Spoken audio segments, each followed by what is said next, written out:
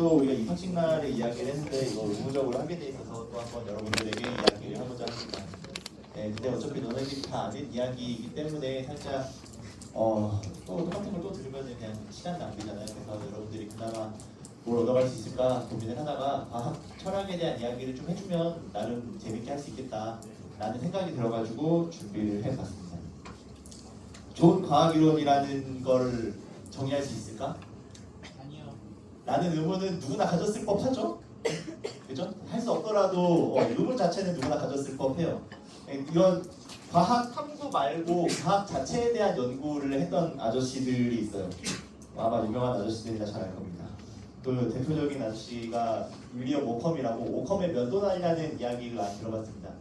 어떤 현상을 설명하는 과학 이론이 있다면 간결한 과학 이론이 좋은 과학 이론이다라고 주장을 했던 아저씨예요. 그래서 불필요한 가정이 많으면 많을수록 좋지 못한 과학 이론이라고 할 수 있겠죠. 중력 법칙은 굉장히 간단하잖아요. R 제곱분의 1 형태로 되게 간단한 수학적 형태인데 뭐 아리스토텔레스에 떨어지는거나 뭐 그런 것들은 굉장히 많은 가정들이 필요합니다.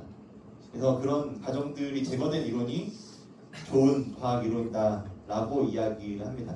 예시로는 천동설과 지동설이 있을 것 같아요. 지동설로 무언가를 설명하려면 되게 많은 가정들이 필요하잖아요. 뭐 주저는 뭐 해가지고 여러 가지를 더해야 되는데 천동설은 뭐 수학적으로 복잡하긴 하지만 그런 기본적인 가정이 굉장히 적습니다.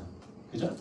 그래서 간결한 이론일수록 좋은 과학 이론이다 라는 이야기를 이 아저씨가 했고요. 그 다음 프란시스 베이컨 아마 다 알 겁니다. 아는 것이 힘이다. 그래서 귀납적인 방법으로 검증 가능한 뭐라고 해? 재생 가능한? 뭐라고 하죠 그거를? 뭔 얘기인지 알겠죠? 다시 재시행 가능한 귀납적 방법으로 얻은 지식이 좋은 이론이다. 그래서 데이터를 모아서 결론을 만들어야 된다라는 이야기를 합니다. 이전에도 물론 데이터를 가지고 뭔가를 알아내려고 했겠지만 뭐 그렇다기보다는 좀 철학적인, 신학적인 그런 느낌이 더 강했죠. 그래서 이 베이컨 씨 이후로 귀납적 추론이 굉장히 중요한 거구나라는 사상이 퍼지게 돼요. 그리고 나름 약간 이제 현대로 와서 칼 포퍼라는 아저씨가 이런 얘기를 해요. 과학 이론은 반증될 수 있어야 과학 이론이다라고 이야기를 합니다. 뭔 말이냐면 무언가 틀릴 수 있다고 말할 수 있는 게 과학 이론이에요. 예를 들어서 누굴 괴롭힐까? 예를 들어서 김현선은 착한 애야. 검증할 수 있는 내용인가? 이런 경우는 과학 이론이라고 보지 않아요. 그래서 반증 가능한 게 과학 이론이라고 얘기하면서 가설을 세우고 반증을 시도해서 그 반증을 많이 이겨낸 이론이 좋은 이론이라고 이야기를 합니다. 그래서 반증 가능성이 많지만 반증되지 않는 게 좋은 과학 이론이죠. 굉장히 쉽게 반증할 수 있는 이론 중에 하나가 에너지 보존 법칙. 굉장히 쉽게 반증할 수 있죠. 그렇죠? 보존되지 않은 사례 하나만 찾으면 돼요. 근데 아직까지 발견되지 않았습니다. 그래서 에너지 보존 법칙은 좋은 과학 이론이라고 이야기를 하죠. 그래서 많은 사람들이 좋은 과학 이론이 뭘까라는 고민을 많이 해왔는데 이 포퍼 아저씨 이후로는 좀 그런 좋고 나쁨의 경계가 조금 희미해집니다. 네, 한스는 관찰의 이론 의존성이라는 이야기를 해요. 그래서 보는 것은 이론에 의존하는 행위다라는 이야기를 하는데 뭔 말이냐면 전압을 높이면 전구의 밝기가 커지죠. 보통은. 근데 전압을 높여도 전구의 밝기가 변하지 않는다라거나 줄어든다라는 믿음을 가진 사람은 밝아지는 걸 보여줘도 밝다고 인지를 못한다는 것을 이 아저씨가 발견을 해요. 굉장히 이상하지만 인간이 이런 실수를 계속 반복해 왔습니다. 그래서 저런 이야기도 있었고 지금은 이제 지금의 과학 철학은 거의 토마스 푼 아저씨가 완성했다고 볼 수 있을 것 같아요. 그래서 이 아저씨는 패러다임의 전환 이야기를 했어요. 포퍼에 이어서 발레가 나온다고 하더라도 그 발레 때문에 과학이론 즉각 뒤집어지지 않는다. 예시로 그 뉴턴 이론을 가지고 수성의 주기에 오차가 계속 생겼거든요. 근데 그 오차 조금 생겼다고 해서 그 뉴턴 이론을 완전히 폐기하거나 그러지 않았습니다. 에너지 보존 법칙도 보존이 안 되는 것 같아 보이는 상황이 있지만 우리는 그걸 폐기하기보다는 다른 방향으로 에너지가 저장이 됐겠구나. 뭐 우리가 인지하지 못하는 무슨 빛이라든가 어떤 무언가로 전환이 됐겠구나라고 하면서 쉽사리 발레의 사례도 포기하지 않는다라는 이야기를 하게 되죠. 네, 아무튼 과학이 발전할 수 있는 건 일반적으로 선배 과학자들이 다 죽어야, 그래서 패러다임의 전환이 일어나야 진보가 일어난다라고 해석할 수도 있는 이 아저씨의 주장이었습니다. 그래서 과학이라는 거는 이제 그 진리 자체라는 게 아니라 그냥 하나의 사고 방식 체계를 의미한다라고 오늘날에는 이렇게 받아들여지고 있죠. 이 아저씨도 되게 오래된 사람이라서 지금 또 과학 철학 재미난 이야기들이 많이 나오는데 거의 뭐 토마스 쿤 아저씨의 맥락에서 크게 벗어나지 않고 있는 상황입니다. 뭐 서양 철학도 어떻게 보면 플라톤의 주석이다라는 말이잖아요. 그런 것처럼 이 아저씨가 잡아놓은 틀에서 아직 많이 벗어나지 않는 상태에 있습니다. 인정? 예, 감사합니다. 그래서 좋은 과학이론이라는 거는 이렇게 얘기할 수 있을 것 같아요. 예측력이 있냐, 예측할 수 있냐, 그리고 간결하냐, 최소한의 가정으로 이루어져야 되고요.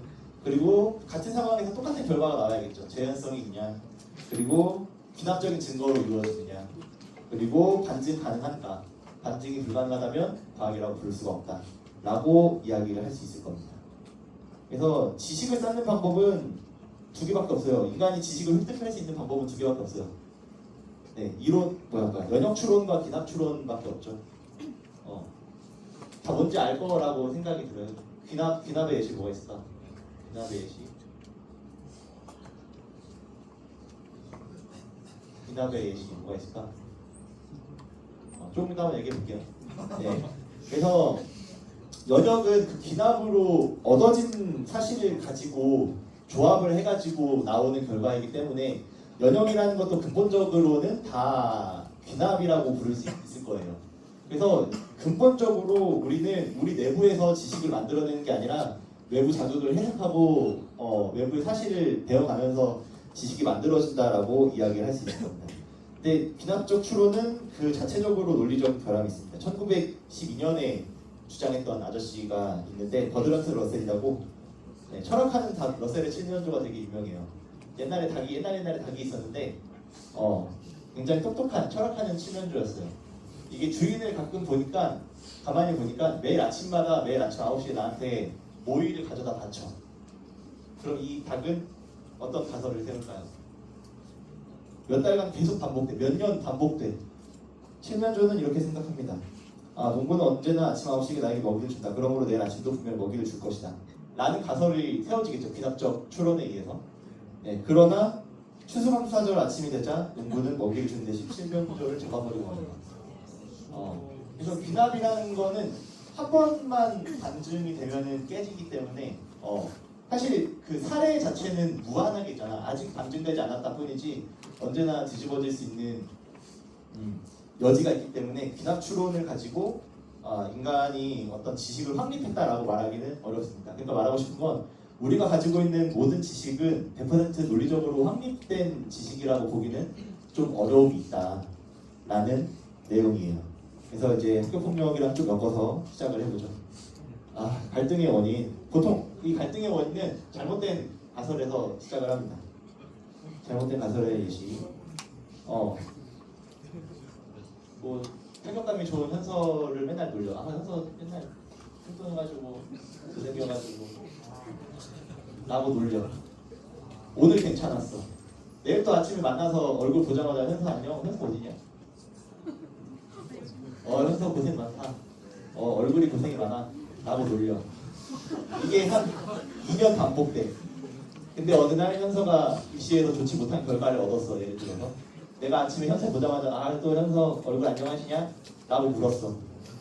현서는 교사고 뭐고 나한테 죽방을 날려야겠죠. 그죠? 보통 이런 잘못된 가설 때문에 갈등이 발생하는 것 같습니다. 이 정도는 괜찮겠지. 뭐 이 정도 장난 정도는 계속 받아주겠지. 네, 그러면 잘못된 가설을 세운 사람의 잘못이냐? 그렇지 않다는 얘기를 하고 싶습니다. 1931년에 베델리안 아저씨가 불안정성 원리라는 걸 내놨어요. 어떤 내용이냐면 핵심은 그거예요. 가설 체계의 모순은 모순성은 그 내부에서 발견하지 못한다. 내 가설이 틀린가 내 가설이 맞는가는 내 내부에서 확인이 안 된다는 얘기예요. 그러니까 외부의 사건이 내 인지에 들어와야 반증의 가능성이 열린다라는 이야기겠죠. 그렇기 때문에 외부에서 해당 가설에 대한 반증을 똑바로 해줘야 됩니다. 그러면서 현서 오늘도 얼굴이 이쁘네 라고 했는데 현서가 기분이 나쁘면 가만히 있으면 안 돼. 선생님 그건 조금 이제 좀 지나치신 것 같습니다. 이런 식으로 반증을 좀 해주면 좀 갈등을 사전에 막을 수 있지 않을까라는 생각이 듭니다. 근데 몇 차례 반증만으로는 충분하지가 않아요. 이 아저씨들이 또 실험을 했는데 실험 대상자들에게 카드 한 벌 주고 이게 뭐냐라고 물어봐요. 그러면서 가끔 가다가 하트를 검은색으로 줘. 그러면 되게 신기한 게 이 사람들이 이 하트가 검은색이라는 거를 인지를 못해요.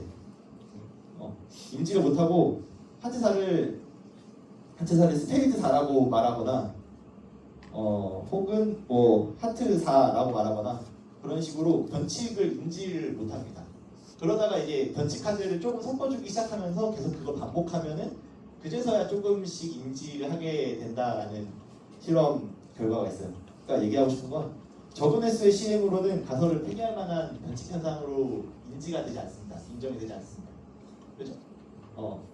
증거를 눈앞에 딱 들어보내줘도 사람은 생각보다 이 패러다임 체계를 바꿀 수가 없어요. 바꿀 수 있을 것 같지만 그게 안 되니까 이렇게 과학이 발전하는데 이렇게 상당히 오랜 시간이 걸렸겠죠.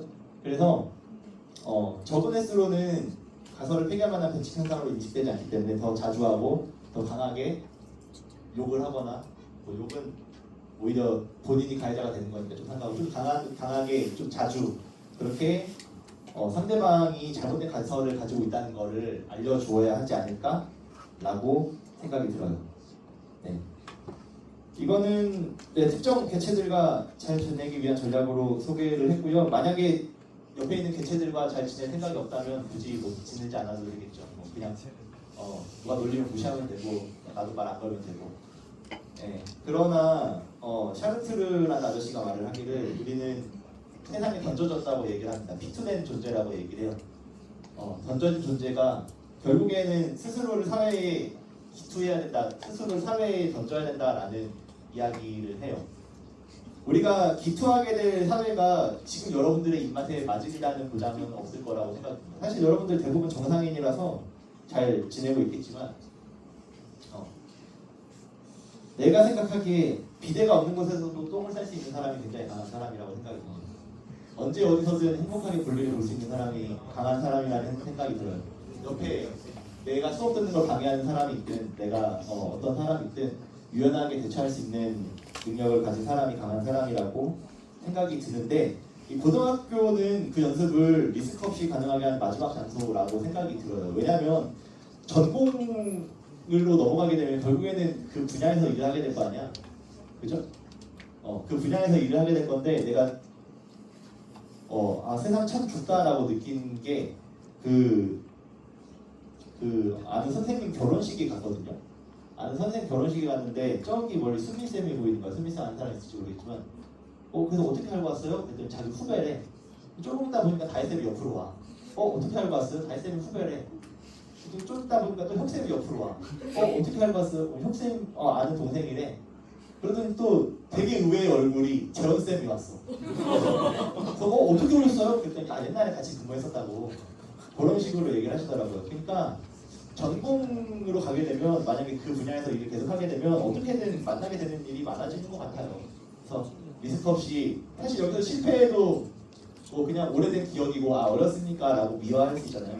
그래서 여러분들 그냥 소통 끊고 그냥 쟤랑 그냥 안 지내면 되지 라고 할 수도 있지만 많은 걸 연습해보면서 지냈으면 좋겠다라고 생각이 듭니다. 네. 하나 또 중요한 게 단계가 되게 중요하다고 생각이 들어요. 문제가 발생했어. 내가 현서한테 맞았어. 그러면 나는 경찰에 신고를 해. 그럼 현서는 나에 대한 굉장히 그릇된 가설을 세우게 됩니다. 저 새끼는 뭔가 문제만 생기면 회피하면서 공권력의 개입을 원하는 사람이구나. 쟤랑 가까이 하지 말아야겠다라는 가설을 형성하게 됩니다.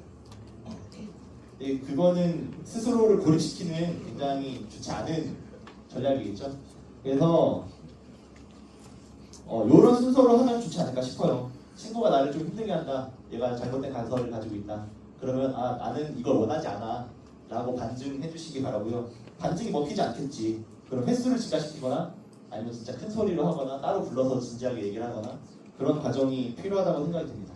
그래도 안 되는 경우가 있을 거예요. 그런 경우에는 뭐 친구의 도움을 받는다거나 선생님의 도움을 받는다거나 그렇게 상담을 통해서 해결을 얻을 수도 있지만 여기서 안 될 수도 있지. 그런 경우에 이제 학생부 신고하시면 됩니다.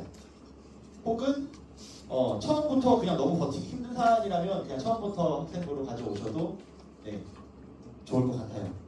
하여간 많은 실패를 겪으시기 바라고 많은 실수를 하시면서 여러 가지 시도를 해보시기 바랍니다. 얘는 어느 정도 때려야 화를 낼까? 시도해보시고 그런 경험치가 많은 게 뭐 장난처럼 얘기하긴 했지만 그런 의사소통이나 그런 교류의 경험치가 많으면 많을수록 앞으로 추후에 인간관계를 맺는 데 있어서 더 수월할 거라고 나는 생각이 들어요. 뭔 얘기인지는 알겠죠? 네. 그렇습니다. 그래서 좋은 과학 이론이 무엇일까와 엮어서 한번 이야기를 해봤고요. 네, 좀 빨리 끝날 수 있을 것 같다. 그 다음에 얘기할 건 선함이라는 건 무엇일까? 선을 추구하는 게 기본적으로 인간의 욕구일까? 어쩌면 선이라는 것 자체가 인간에게 주어진 함정일 수도 있겠다라는 생각을 해요. 왜 그러냐면 내 생각은 아니고 불교에서는 옳고 그름 자체가 허상이라고 이야기를 하고 있고요. 기독교에서는 선과 악을 구분할 수 있게 해주는 열매를 먹음으로써 죄가 시작됐다고 얘기를 합니다. 그러니까 얘가 옳다, 얘가 그르다, 내가 판단하는 것 자체가 문제의 소지가 되는 경우가 많은 것 같아요. 선함이란 무엇일까? 회사에서 많은 이야기가 나오죠. 예를 들어서 여기서 교사를 하고 싶은 애가 있을지 모르겠지만 나중에 민서가 예를 들어서 교사가 돼서 나 만났어. 내가 부장이야. 민서는 개원이야. 민서랑 여러 사람들 데리고 식당에 갔어. 식당에 가서 민서야 그냥 짜장면 통일하자 이렇게 얘기를 해. 지은이는 나쁜 사람이죠. 그래서 내가 내 돈 내고 내 의견을 개진하고 내가 의견을 표현하고 내가 누릴 권리를 누릴 수 있는 식당에서 부장이 다 통일해 라고 이야기를 했어. 굉장히 나쁜 놈이죠. 근데 이게 세상 일이 그렇게 간단하지만 않더라고요. 예를 들어서 내가 그 사장님을 잘 알아. 사장님이 얼마 전에 음주운전 차량에 치여가지고 손가락이 잘렸어. 발목도 나갔어. 그래가지고 사장님이 메뉴를 통일하면 좀 음식을 하시기 편할 것 같아. 그래서 이 식당에 와서 좀 도와드리려고 왔어. 그럼 이제 누가 쓰레기죠? 아무튼 사실 다들 선을 추구하려고 하지. 근데 그 선을 추구하려는 태도만으로는 종종 좋은 결과가 나오지 않을 때가 있는 것 같습니다. 그래서 많은 배신감을 느낄 때도 있어. 나는 선의로 대했는데 나는 악수를 하자고 손을 건넸는데 내 손에 똥을 붙여놨네. 이런 배신감을 느낄 때가 있어. 그만큼 선함이라는 거, 좋은 결과를 도출할 수 있는 선함이라는 건 굉장히 어려운 일인 것 같습니다. 그래서 너희들도 그랬지만 나도 만족한 부분이지만 명확해져야 되는 것 같아요. 굉장히 좋아하는 작품이 있어서 읽어주려고 왔습니다. 저희 머리 기르면 원장님이 잘라주셨죠. 근처 이발소에서 봉사 왔었잖아요. 왜 굳이 직접? 봉사라고 다 공짜가 아니야. 서류 요구할 때도 있고 괜히 미안하니까 오시면 대접해드려야 하고 수고비도 드려야지. 먼 곳에서 오셨다면 택시비도 드리고. 차라리 내가 배워서 자르는 편이 낫겠구나 싶었다. 부끄러웠니? 예. 우리 원장님이 깎아줬어 라고 말하지도 못하니까. 애들이 부끄러워할 줄 알고 열심히 배웠다. 2년 정도였나? 내 보기엔 솜씨가 그럴싸한데 가게가 아니라 원해서 머리를 자른다는 것 자체가 아이들 마음에 흠집이 되었던 거야. 선한 일이란 전부 그렇단다. 공자야, 아무리 선한 의도라도 받는 상대의 부끄러움 한 점을 이기지 못해. 아무리 노력해도 내가 노력한 과정이 상대방의 머리에 그려지진 않아. 봉사는 언제나 서툴게 보여서 사람들이 쉽게 비웃는단다. 지금 와서 생각해보면 원장실에서 자르면 안 되었어. 머리 깎는 와중에 창문으로 다른 애들이 자꾸 훔쳐보자니 그러니 부끄러움을 느끼는 거야. 쓰지 않는 창고를 청소해서 그럴싸한 커튼으로 가린 다음 머리 깎을 때만 거기에 가는 식으로 시스템을 짰어야지. 어린아이의 머리를 한 번 자르는데도 그만큼 계산을 굴려야 한단다. 아이가 부끄러워할 거라는 걸 예상하고 왜 부끄러워하는지 분석한 다음 부끄러움의 원인을 아예 막아버릴 장치를 만들어야지. 명심하렴 공자야. 착한 짓은 선한 의도가 선한 것만으로는 절대 이루어지지 않아. 차라리 내가 정말로 나쁜 짓을 계획하고 있다고 마음을 먹으려. 나쁜 짓이요? 어떤 사람을 도우려고 할 때 그 사람을 죽인다고 계획해보는 거야. 마음속으로. 살인은 그냥 이루어지지 않아. 마음먹는다고 해서 저절로 이루어지지가 않지. 절대. 그런데도 꼭 살인을 계획해야 한다면 어떻게 해야 될까? 일단 도구를 준비해야죠. 그리고 살인 장소를 정하고 시간을 정하고 그리고 상대방의 생활 패턴을 알아내야 해요. 그래야 상대방이 가장 방심했을 때 내 범행이 들킬 영역가 제일 약할 때 살인을 하니까요. 그리고 살인한 다음엔 시체를 생각해야죠. 어디에 어떻게 언제 버릴 것인지. 이렇게 하면 세상 사람들에게 들키지 않을지도 생각하고 알리바이도 미리 만들어주고 만약 경찰들이 형광을 때를 대비해서 그때 지을 표정과 얼굴, 제스처, 말로 전부 생각해서 그리고 만약 들켰을 경우까지 생각해야죠. 도피처, 변호사, 변호 논리 아니면 여론전, 정신병 진단서 그래 싹둑 머리를 잘라주고 있는 광경이에요. 악인들조차 한 번에 악행에 그 머리 말고 악인들조차 한 번에 악행에 그만큼 정성을 들인단다. 공자야, 네가 선을 행하려거든 반드시 악인보다 철저해야 한다. 선은 물과 같아. 그렇지만 가만히 내버려둬도 산중에서 흘러내리는 강이 아니다. 흐르면서 모든 걸 깨부수는 폭포는 더욱더 아니야. 선이 물이라면 그저 우물이란다. 계절이 가물고 땅이 메마를 때 흙을 부수고 안반을 지나야만 요소한 밥을 길어올릴 수 있는 우물이야. SSS급 죽어야 하는 헌터. 제목이 가장 큰 진입장벽인 명작이라고 생각이 듭니다. 이런 글들이 참 많더라고. 그래서 좋아하는 소설이에요. 그래서 선한 의도를 갖는다고 해서 내 의도가 항상 먹히는 건 아니라고. 그럼에도 불구하고 포기하지 말자라는 이야기를 하고 싶었습니다. 이 글이 여러분들의 마음을 울렸으면 좋겠고요. 그리고 뭐 조커 다들 봐서 알겠지만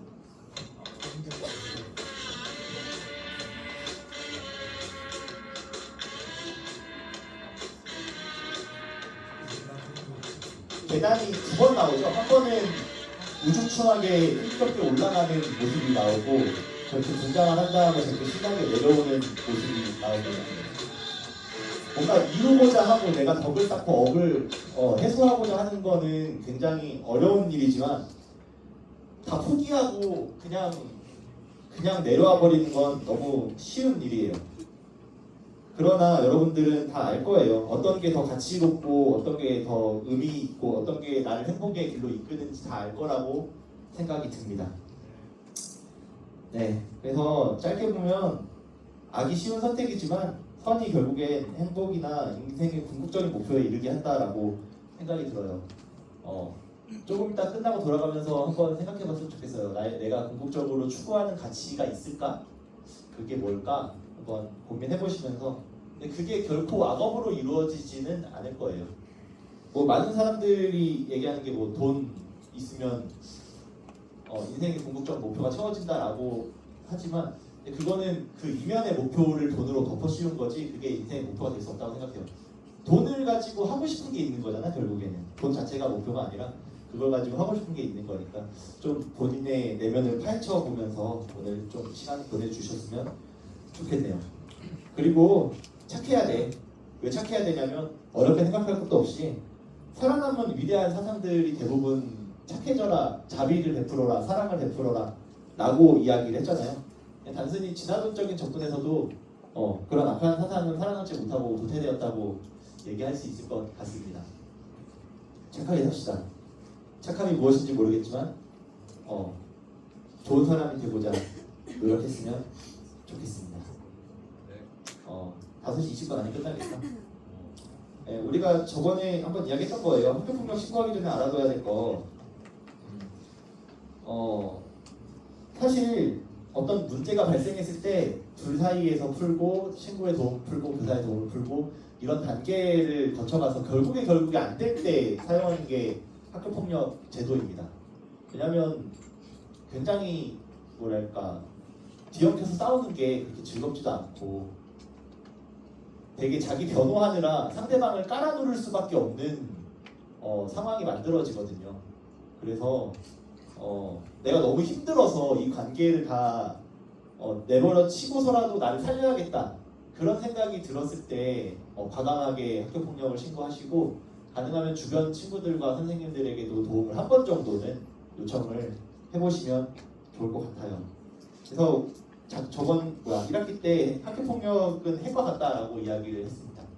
서로를 파괴할 권리를 가지고 있기 때문에 그래서 서로 좀 주의하면서 조심하면서 그리고 사람이 다 완전하지 않다는 걸 알잖아요, 여러분. 내가 완전하지 않다는 걸 알고 이 사람도 완전히 선한 의도를 가지고 있다 하더라도 이게 나한테 악으로 다가왔을 수도 있고 그런 이면의 것들을 고려해 주시면서 그렇게 관용을 좀 베풀어 보시면 어떨까 한 번 정도는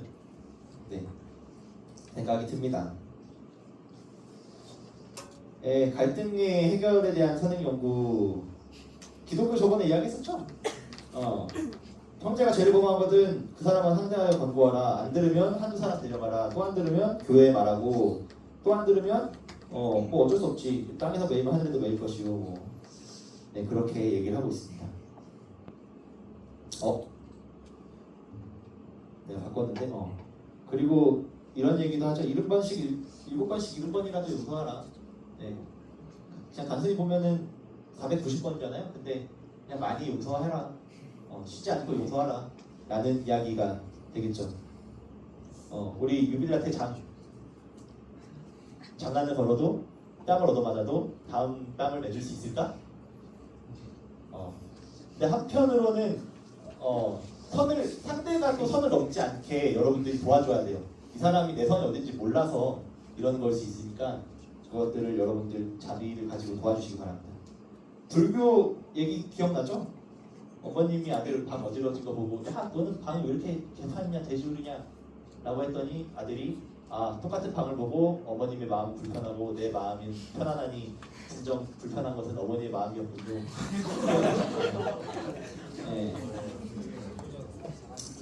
받아들이는 건 본인이 결정하는 거라고 이야기를 합니다. 내가 막 누군가의 욕을 했어. 아니지. 누군가한테 선물을 줬어. 내가 소희한테 선물을 줬어. 소희가 안 받아. 그럼 누구 거야? 내 거지 개꿀? 근데 내가 소희한테 욕을 했어. 소희가 안 받아. 마찬가지로 그 욕은 내 업으로 쌓이겠죠. 불교에서 말하는 건 그런 업입니다. 원한으로 갚아 없어지지 않으며 자비로서만 사라진다 라고 하면서 인과 자체를 끊어내야 된다라고 이야기를 하고 있습니다. 이슬람에서는 관용을 베풀고 화해를 원하는 사람은 하나님의 큰 보상을 받을 것이니라 라고 쓰여 있기도 하고요. 유교에서는 군자는 화이부동, 소위는 동이부라 라고 이야기를 해요. 이게 뭔 말이냐면 군자는 다르지만 조화를 이루고요. 소위는 같지만 부조화를 이룬다라고 이야기를 합니다. 군자는 여러 가치들을 인정해. 이 사람 이런 애고 이런 부분은 내가 인정해야지. 이런 친구구나 인정하는 사람이고 소위는 얘는 왜 이렇게 행동할까? 왜 이렇게 똑같이 행동을 하지? 그런 뭐랄까 상대방의 행동을 내 스타일로 덮어씌우고 싶어하는 사람을 소인이라고 유교에서는 이야기를 합니다. 그래서 여러분들은 거의 2000년을 가까이 버텨온 사상인 거잖아요. 그래서 여러분들 잘 마음에 새기면서 여러분들 마음에 새기면서 언젠가 어른이 됐을 때 한마디 떠올려줬으면 좋겠다는 생각이 드네요. 그래서 대부분 경전에서는 종교적 가르침, 속담에서는 즉각적인 보복을 경계합니다. 그래서 상처를 받았다고 해서 내가 상처를 줄 생각을 하는 게 당연히 처음 드는 생각이야. 그치? 내가 깨물렸으면 나도 깨물어야지. 이게 처음 드는 생각이 맞죠. 근데 여러분들은 문명인으로서 한번 멈춰섰다가 내가 상처를 주려는 의도가 있었는가? 상처를 주려고 하지 말고 그 상대로부터 사과를 받아내려는 시도를 먼저 해주셨으면 좋겠다는 생각을 합니다. 정리하면 피해 입장에서는 이렇게 대응하면 좋지 않을까라고 생각이 들어요. 제 생각이에요. 여러분들이 생각을 해야겠지. 여러분들 스스로 내가 어떤 문제가 생겼으면 어떻게 해야 될까 스스로 답을 얻어내야 될 겁니다. 그 불교에서 되게 유명한 말인데 부처를 만나면 부처를 죽이라는 말이 있어요. 그러니까 어떤 가르침을 그들이 고지그대로 받아들이지 말고 내 상황과 내 조건에 맞게 해석을 해서 잘 대응하라는 의미인데 참고가 될 것 같아서 이렇게 소개를 해봤습니다. 불편한 상황이 발생하면 불편함을 전달하고 반복되면 방한 어조 더 많은 횟수로 아까 전에 했던 얘기예요.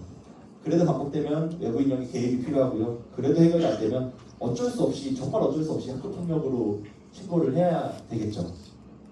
그리고 가해 입장에서는 보통은 피해 측은 일반적으로 사과의 장을 원하고 가해 측도 사과를 먼저 하고 싶어해. 일반적으로는 저번에 이건 1학기 때 있었던 말이죠. 근데 피해 측에서 그냥 갑자기 뜬금없이 야 우리 친구 다치겠으니까 너 학교에서 나가야 돼 막 이런 식으로 급발진 전학을 요구하는 식으로 막 좀 말도 안 되는 걸 요구하거나 가해 쪽도 우리가 잘못하긴 했는데 장난이었는데 너네도 너무하지 않냐? 너네도 잘못하지 않았냐? 이런 식으로 대응하게 되면 파국이 이루어질 수밖에 없다는 건 다 알 거라고 생각이 듭니다. 피해 입장에서도 학교폭력으로 신고하기 전에 부모님 간의 만남을 추진하는 게 좋겠지만 가해 입장에서 더 열심히 그런 과정을 하려고 해야 될 것 같아요. 수습을 해야지. 본인이 망가뜨린 게 있다면 다시 원래대로 되돌려 놓는 게 교육받은 사람의 기본적인 패턴일 거라고 생각이 듭니다.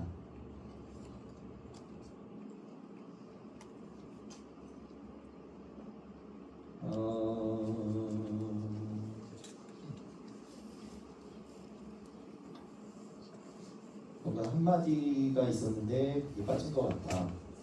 그 영국의 속담인데요, 법률 속담인데요. 가장 좋은 판결보다 가장 나쁜 화해가 낫다라고 이야기를 합니다. 외부에서 그렇게 공적으로만 이렇게 언어적으로만 딱딱한 언어로만 의사소통을 하게 되면 결국에는 거기서부터 오해가 생기고 거기서부터 관계가 무너지지 않는가라고 생각이 들어요. 그래서 가능하면 화해를 먼저 떠올려 주시면 좋을 것 같습니다. 네, 이렇게 해가지고 하고 싶은 이야기는 다 끝났습니다. 질문 있으십니까?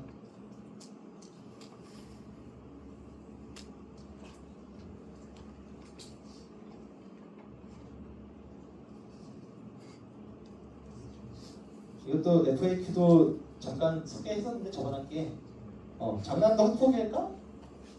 학폭에 포함되죠? 당연히 이렇게 손잡고 있다가 누가 한 명 아파 그러면은 피해자가 학폭이라고 말을 하면은 그게 학폭이 되는 거예요. 그러니까 어느 정도 선을 지켜야 될까 서로 끊임없는 대화와 소통을 해야 되지 않나라고 생각이 들어요. 학폭 신고 취소가 가능한가? 취소가 가능하지는 않아요. 오히려 다 싸우고 나서 남자 애들 같은 경우에는 그냥 몇 번 치고받고 하면은 화해가 되는 경우가 있잖아. 그래서 다 끝났는데 우리 관계 아주 좋은데 그제서야 이제 막 위원회에서 부르고 그러면은 끝났던 건데 내가 처벌을 안 받으려면 얘를 또 까내려야 돼. 그런 좀 이상한 상황이 발생하기도 합니다. 그러니까 잘 생각을 하시기 바라고요. 일부만 취소하는 경우 불가해요. 여러 명 동시에 한 경우에는 한 명만 용서해줘야지 이거 안 됩니다. 그냥 한 번 시작되면은 끝까지 가게 돼 있어요. 왜 이렇게 됐냐면 왜 이렇게 됐을까? 그죠. 돈으로 중간에 매수하면 나만 좀 빼줘 라고 이렇게 되는 걸 방지하기 위해서 이렇게 딱딱하게 되어 있어요. 네. 그리고 처분 호수에 따라서 생계부에 적히는 정도가 다르다라는 거 여러분들 잘 알고 있을 거라고 생각이 듭니다. 그리고 만약에 본인이 정신적 타격이나 육체적 타격을 받았다면 안전공제에서 그 치료비 지원이 돼요. 그래서 어떤 지원을 받고 싶다 그러면 담임 선생님이나 나한테 요청을 하시면 그쪽을 알아봐서 지원을 해드리도록 하겠습니다. 네, 물론 100%는 아니고요. 판단에 따라서 달라지기도 합니다만 아무튼 많이 지원을 해주니까 그렇게 알고 계시면 좋겠습니다. 네, 이렇게 해서 1시간 만에 잘 끝이 났네요. 질문 없으면 갈까요? 네, 고생했고요. 네, 수고 많았고요. 나도 잘 안 되지만 좋은 사람이 돼봅시다.